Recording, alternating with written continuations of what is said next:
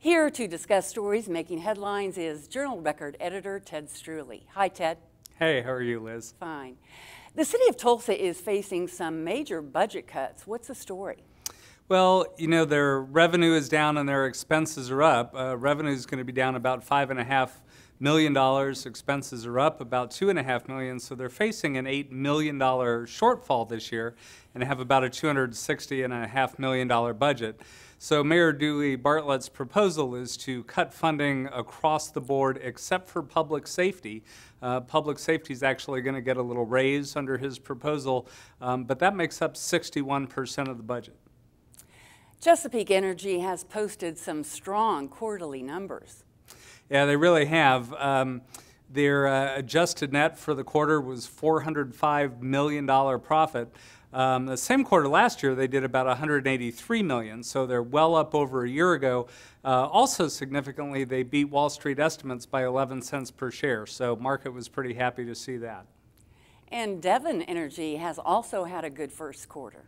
They sure did. They had a big swing from a year ago. They had net earnings of about $324 million for the quarter compared to last year when they had a loss of $1.3 billion. So a big turn there. They beat estimates by 7 cents a share. Wow.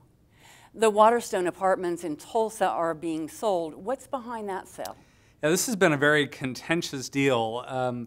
It's a good-sized complex, about 243 units, and it's been involved in litigation for quite some time that's gone all the way up to the state Supreme Court.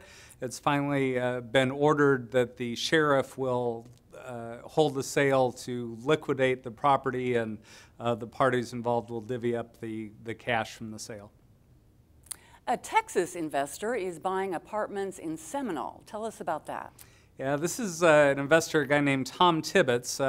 It's not a huge property. It's 60 units, about 50,000 square feet that he's paying $1.8 million for. He's buying it from a financier, a mortgage company that took the property back, got a deed in lieu of foreclosure.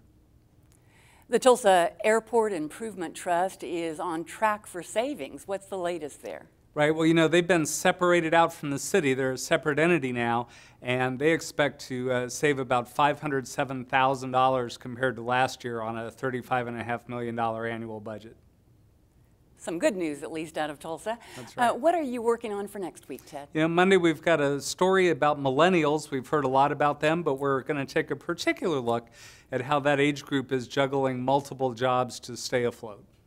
Okay, thanks a lot, Ted. Thanks for having me.